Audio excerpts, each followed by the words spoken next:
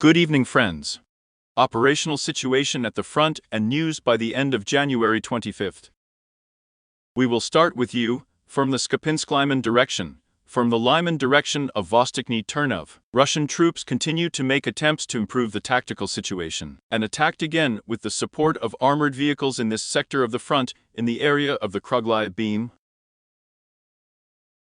It means that the attempt was also made in the western direction to advance in the direction of the Thorns, and the result was that it was possible to completely repel this attack. Although I repeat, we talked about this yesterday, there was an attack, and the day before yesterday, we said there was an attack. In other words, a lot of attempts are being made with the support of armored vehicles, that is, it is not 1, not 2, not 3 units, it is 5, 7 to 10 armored vehicles. But over the past 2 weeks, as you can see, we have not recorded any significant changes in this sector of the front. We have managed to repel these attacks. And today there was very interesting news.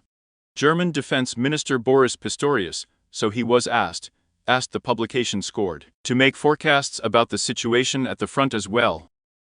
In general, he said as it is in his opinion, that the situation at the front has really reached an impasse in the sense that the Russian troops are making tremendous efforts, but there are no changes, and everyone sees it perfectly.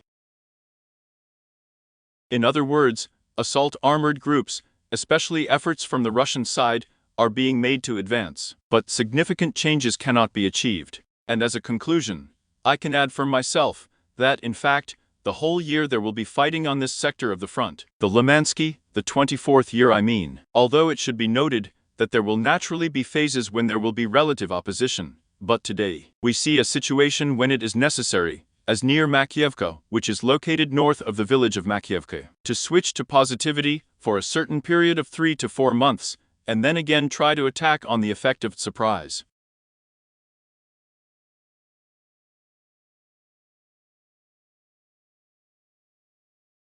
In other words, then there can really be success, but, today, we state the situation without any changes.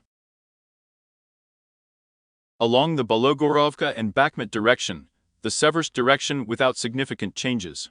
In the Seversky direction, the most hot spots are north of Disputable and west of Vizly. I repeat, we do not record any significant changes. We are moving to the Avdeevka direction. The Avdeevka direction remains hot with us, and the main fighting is still on our southern flank.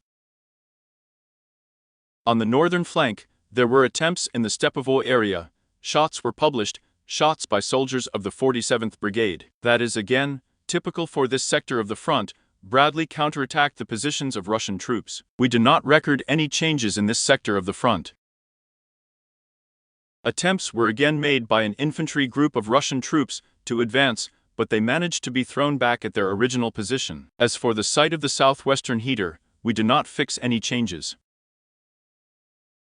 The main bet now on the part of the Russian troops is going to the southern flank, while already today, by the evening, in any case, such messages from the Russian side as the Chebaroshka positions, as well as the Zenit position, the fortified areas of the Afu. They remain under the control of the Afu, although there are still a number of Russian media personnel who say that Russian troops are standing somewhere on the outskirts.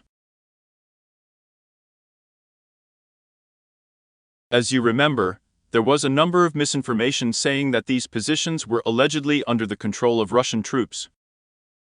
It's not like that. So, according to the changes that we have going on now, the fighters published footage of the Afu, where they worked on the positions of the Russian troops. Unfortunately, this is the northwestern extremity of Sportivnaya Street, Chernyshevsky Street, that is. They actually reached the intersection of these Chernyshevsky and Sportivnaya streets. Quite a dangerous situation, and naturally, the Apu, with the support of armored vehicles, counterattacked them on this sector of the front. Therefore, there are no significant changes. These are the frames that we have published for several days. Guys, we are not recording any significant changes, but the enemy is now slightly, let's say, changing the vector of attacks on this sector of the front, namely, it means that it was not possible to gain a foothold in the northwestern parts of the mentioned streets. The situation remains quite dynamic in this area. At the same time, he periodically has a presence in the gray zone, in the central part of these streets, as well as attempts to move further along Sobornaya Street, and at the same time, What I am saying is that the vector of attacks on Turgenev Street is changing. That is, there are attacks from the Russian side in the northern direction. Well, and also, as we said before, attacks between the Vineyards Garden Association and the streets already occupied earlier. That is, an attempt to close just the same area where we have the Royal Course, the Oak Grove Garden Association and the Sand Quarry. That is, attempts to strike from two directions. As for the Vineyards and Industrial Zones Gardening Association, we do not record significant changes. There is activity of Russian troops, I repeat, but it is possible to restrain them in the positions that they now occupy, the original ones. As for the Sportivnaya Chernyshevsky Sobornaya Street, the situation here is more complicated, much more complicated, because there are also garages that are actually in the gray zone, and Russian troops are also trying to catch on here. That is, in general, or where it is possible to catch on, to gain a foothold. They now have the only problem with logistics. Someone complains that they organize it through the same pipe, but in the necessary volume. There are of course a lot of questions about this. In any case, now the bet is on the south, in order to gain a foothold in this area, because knowing what methods Russian troops can go on. The Apu will, if they manage to knock out Russian troops from this section of the front, then they will be more ready for the fact that the enemy will try to enter somewhere else, so to speak, the rear, that is somewhere underground, and they will naturally prepare for this more carefully against the background of what has already been in the area of the industrial zone. The tunnel is 170 meters deep. Therefore, today, we have active hostilities within the northern zone, showed in the vector of the northwest, in the vector of the north, as well as the northeast, in the direction of garages, and already on Lesno Lane, that is, Sadova Street and Lesno Lane, are aimed at this intersection, based on the messages that are there.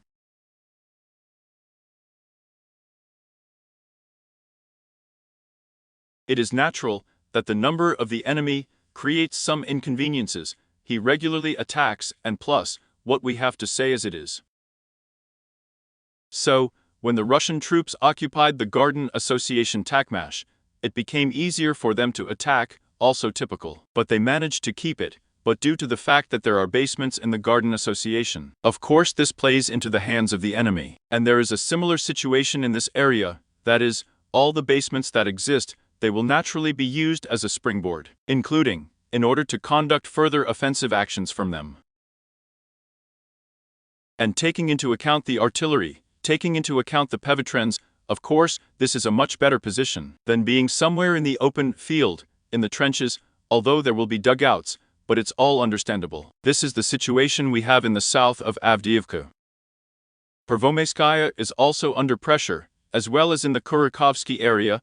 Let's generally speak in the Kurikovsky direction. Because there is pressure from Russian troops in the Georgievka area, there is fighting in several areas. Attempts are being made to further advance in the western direction, the northwestern direction, and also about what we talked before in the southwest direction, not to the victory itself. But there is a small abandoned field reservoir here, actually a green area, a crossroads, there is where to catch on, to gain a foothold. So there is also a bet on this site.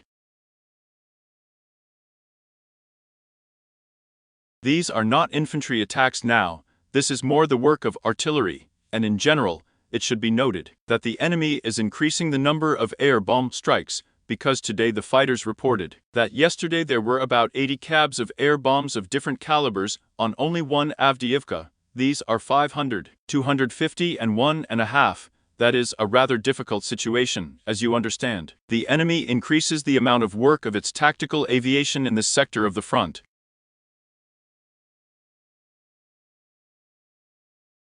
In other words, Avdeevka is very, very important for them. We mean the capture of Avdeevka, and then continue offensive actions, not as under the Standard 1, when for several months the absolute we will burn, positionality with minimal changes within the gray zone.